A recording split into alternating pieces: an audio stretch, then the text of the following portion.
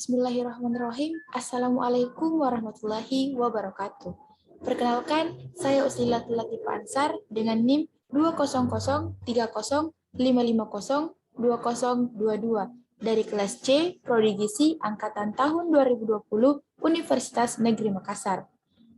Pada kesempatan kali ini, saya akan menjelaskan dengan jurnal yang sebelumnya saya sudah review dengan topik pemberian ASI eksklusif.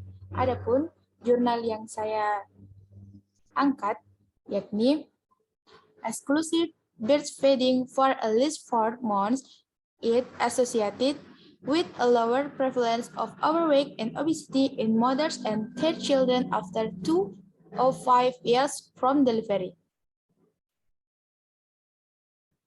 Nah, adapun topik outline yang akan saya bahas, yang pertama ada identitas jurnal, yang kedua ada pembahasan, dan yang ketiga masuk pada bagian kesimpulan. Nah, identitas jurnal, yang pertama, jurnal ini merupakan jurnal nutrisianis pada tahun 2022, halaman 1-11, dan ditulis oleh 10 penulis yang hebat. Yang pertama ada Maria, ada Dimitrios, ada Georgios, ada Vasios, ada Eleni, ada Georgios, kemudian ada F. Morfia, ada Zainab, ada Eftinios, dan Konstantinos. Kemudian, jurnal ini memiliki latar belakang. Nah, adapun latar belakang yang melatar belakangi adanya penelitian ini, yang pertama yaitu obesitas merupakan masalah kesehatan masyarakat saat ini. Berat badan dan tinggi badan dipengaruhi oleh parameter genetik serta lingkungan. Kemudian saling mempengaruhi dan dikaitkan dengan risiko yang lebih besar untuk beberapa penyakit kronis. Menyusui telah diusulkan sebagai tindakan pencegahan terhadap obesitas, yang selanjutnya dapat mengurangi hasil kesehatan negatif jangka panjang bagi wanita dan anak-anak. Jadi yang melatar belakangi penelitian ini yakni menyusui telah diusulkan sebagai tindakan pencegahan terhadap obesitas. Dengan menyusui, kita dapat dilihat pengaruhnya apakah anak dan ibu yang menyusui dengan anak yang menerima ASI eksklusif itu memiliki berat badan yang ideal atau kelebihan berat badan ataukah bahkan mengalami obesitas. Nah, tujuan dari penelitian ini adalah untuk mengevaluasi peran menyusui pada kelebihan berat badan dan obesitas pada ibu dan anak, seperti dengan latar belakang yang telah saya jelaskan sebelumnya. Kemudian, adapun metode pada penelitian ini menggunakan studi cross-sectional dan menggunakan subjek penelitian sebanyak 2.515 wanita dan anak-anak mereka yang berusia dari rentan usia 2-5 tahun yang terdaftar dari 9 wilayah pedesaan dan perkotaan di Yunani yang berbeda. Selanjutnya, waktu yang digunakan pada penelitian ini Mei pada 2016 dan September pada tahun 2020. Nah, adapun perhitungan ukuran sampel didasarkan pada penggunaan program kalkulator PS, di mana PS ini merupakan Power and Sample Size. Nah, selanjutnya untuk penelitian ini memiliki kriteria inklusi, di mana kriteria inklusinya yakni penyakit apapun untuk wanita yang terdaftar sebagai responden dan anak-anak mereka yang juga termasuk sebagai responden. Nah, pada metode penelitian ini ada yang namanya analisis statistik. Nah, analisis statistik ini terbagi menjadi 5. Yang pertama itu ada student t-test dan ANOVA. Di ini untuk variabel kontinu ditemukan mengikuti distribusi normal. Nah, selanjutnya ada uji chi-square. Nah, uji chi-square ini digunakan untuk variabel dengan kategorikal. Nah, yang ketiga ada uji non-parametric Kruskal-Wallis. Nah, ini diterapkan untuk variabel yang tidak terdistribusi secara normal antara 3 kelompok ataukah lebih. Nah, kemudian ada yang keempat, yang keempat itu uji non-parametrik. Uji non-parametrik ini disebut dengan Mann-Whitney. Nah, uji non-parametrik ini digunakan untuk variabel kontinu yang terdistribusi tidak normal antara 2 kelompok. Jika dibandingkan dengan yang non-parametrik Kruskal itu menggunakan antara 3 kelompok atau lebih, sedangkan parametrik Mann-Whitney ini menggunakan 2 kelompok atau lebih. Dan yang terakhir ada uji Kolmogorov-Smirnov. Nah, masuk pada desain studi. Nah, desain studi pada penelitian ini menggunakan dua desain studi. Yang pertama ada kuesioner dan yang kedua melakukan pengukuran antropometri. Nah, yang mana kuesioner ini, kuesioner yang digunakan adalah kuesioner terstandar, tervalidasi, dan untuk menilai karakteristik sosiodemografi. Nah, isi dari kuesioner ini menjelaskan atau menanyakan kepada responden mengenai pemberian ASI eksklusif pada anaknya. Yang pertama itu ada pertanyaan apakah menyusui anaknya, apakah responden itu menyusui anaknya. Kemudian yang kedua, apakah responden menyusui anaknya secara eksklusif minimal 4 bulan. Kemudian yang terakhir itu berupa pertanyaan berapa lama menyusui ataukah berapa durasi pemberian ASI pada anak, lama pemberian ASI, dan frekuensi ASI-nya. Nah, selain itu juga masuk pada pengukuran antropometri. Nah, pengukuran antropometri ini melakukan pengukuran berat badan menggunakan timbangan elektronik seperti pada gambar, kemudian mengukur tinggi badan menggunakan stadiometer portable seperti yang ada pada gambar.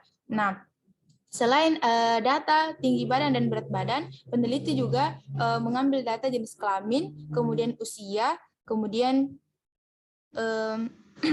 usia dari anak dan usia ibu yang menyusui tersebut, dan pekerjaan. Nah, pekerjaan di sini, pekerjaan dan pendapatan menjadi satu bagian yang sepaket pada penelitian ini. Nah, pendapatan pada penelitian ini dikategorikan atau dibagi menjadi beberapa. Yang pertama itu pendapatan sebesar 5 euro, 10 euro, 15 euro, 20 euro, 25 euro, sampai dengan 30 euro. Nah, pendapatan itu diklasifikasikan untuk pendapatan dalam setahunnya. Nah, selain itu juga di dalam kuesioner ini ditanyakan juga mengenai apakah ibu merokok, kemudian bagaimana kebiasaan ibu. Next.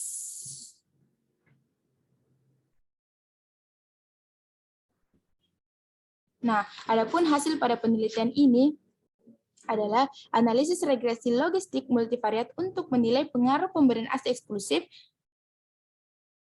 pada kelebihan berat badan ibu dan obesitas setelah penyusuan untuk pembaur potensial. Nah, di sini berdasarkan dari tabel dari hasil penelitian ini menunjukkan bahwa usia dengan nilai p-value 0,0023 yang menunjukkan bahwa usia ibu memiliki pengaruh dalam pemberian ASI eksklusifnya. Kemudian yang kedua ada IMT atau indeks massa tubuh ibu memiliki pengaruh dari pemberian ASI eksklusif tersebut, karena berdasarkan dari penelitian ini menunjukkan bahwa ibu yang menyusui secara eksklusif memiliki IMT yang cenderung lebih rendah jika dibandingkan dengan ibu yang tidak menyusui secara aktif atau tidak menyusui secara eksklusif. Nah, selain itu ada pendidikan. Nah, di sini pendidikan mempengaruhi pemberian ASI eksklusif yang dilakukan ibu oleh anaknya. Nah, kemudian masuk pada penelitian, hasil penelitian analisis regresi logistik multivariat untuk menilai pengaruh pemberian ASI eksklusif pada anak dengan kelebihan berat badan dan obesitas setelah penyelesaian untuk pembaur potensial. Nah, karakteristik sosiodemografis dan antropometri yang ada pada tabel ini menunjukkan bahwa usia ibu itu memiliki nilai p-value 0,082 memiliki pengaruh terhadap pemberian ASI-nya kepada anaknya. Kemudian yang kedua ada IMT. Nah, IMT di sini IMT anak memiliki dipengaruhi oleh pemberian ASI eksklusif, karena berdasarkan dari penelitian ini juga menyebutkan bahwa pengaruh pemberian ASI berdampak pada IMT, karena berdasarkan dari hasil penelitian yang dilakukan, maka muncul hasil bahwa IMT anak yang mendapatkan ASI eksklusif minimal 4 bulan dari ibunya memiliki IMT yang cenderung lebih rendah dibandingkan dengan anak yang tidak mendapatkan ASI eksklusif atau dia mengkonsumsi susu formula. Kemudian yang terakhir ada pendidikan ibu, dan pendidikan ibu ini juga memiliki pengaruh dalam pemberian ASI eksklusif. Pembahasan dari hasil penelitian menunjukkan 22,5% ibu mengalami berat badan lebih dan 12,7% mengalami obesitas. Sedangkan pada anak terdapat 7,7% kelebihan berat badan dan 16,2% tersebut mengalami obesitas. Nah, Berdasarkan dari hasil penelitian menunjukkan bahwa 56-98% bayi di Eropa menerima ASI eksklusif sesaat setelah lahir. Yang dimaksudkan sesaat setelah lahir yakni mendapatkan IMD atau menyusui dini yang diberikan oleh ibu langsung kepada anaknya sesaat setelah lahir. Nah, kemudian akan tetapi bayi yang menerima ASI eksklusif sampai usia 6 bulan hanya sebesar 38-71%. Nah, dari persentase yang kita lihat berarti ada beberapa persen dari responden yang tidak melanjutkan pemberian ASI-nya sampai minimal 6 bulan pemberian ASI eksklusif pada anaknya. Kemudian, menurut WHO, Eropa merupakan wilayah yang memiliki tingkat pemberian ASI eksklusif terendah di dunia. Nah, pendapat tersebut sejalan dengan hasil penelitian yang didapatkan, yakni dengan menunjukkan bahwa ibu yang menyusui secara eksklusif minimal 4 bulan memiliki IMT lebih rendah jika dibandingkan dengan ibu yang menyusui hingga 4 bulan dan ibu yang tidak menyusui.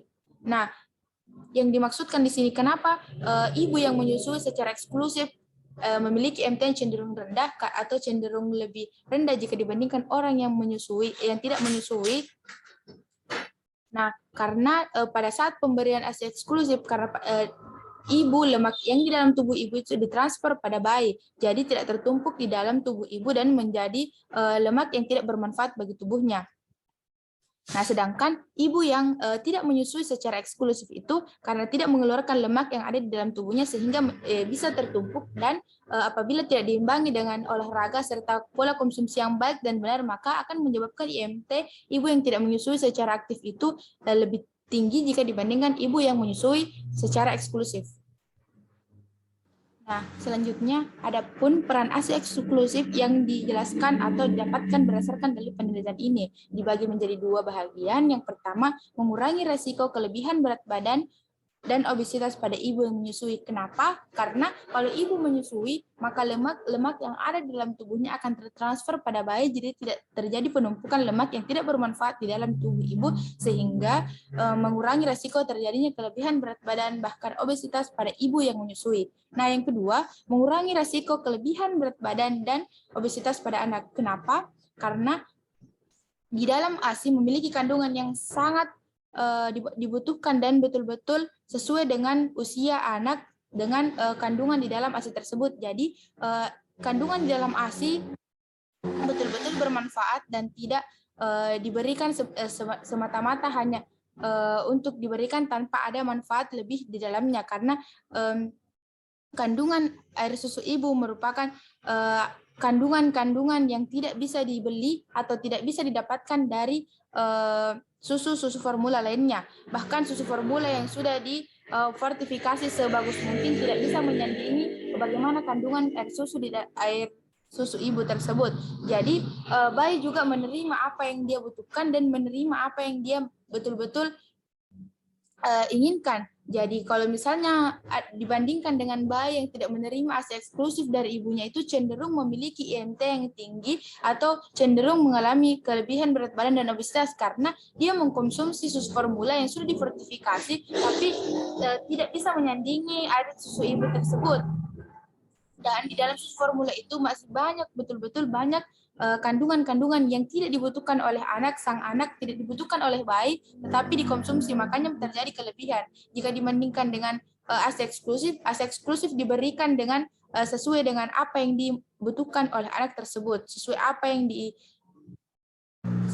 yang ada di dalam ibu dan memang betul-betul dibutuhkan oleh anak tersebut. Nah, adapun kekurangan dari penelitian ini, yang pertama itu wilayah yang digunakan tidak menyeluruh, sehingga tidak mampu mewakili populasi Yunani. Populasi Yunani di sini adalah satu Yunani, tetapi menjadi kekurangan di sini karena dia tidak menyeluruh, karena hanya menggunakan 9 wilayah di daerah pedesaan, jadi tidak mampu populasi Yunani. Nah, yang kedua, bias ingatan pada saat pengisian kuesioner. Karena kan sebelumnya menggunakan desain studi dengan pengisian kuesioner. Nah, ada beberapa pertanyaan-pertanyaan atau poin-poin yang dijawab dengan ingatan yang bias karena mungkin sudah berlalu ataukah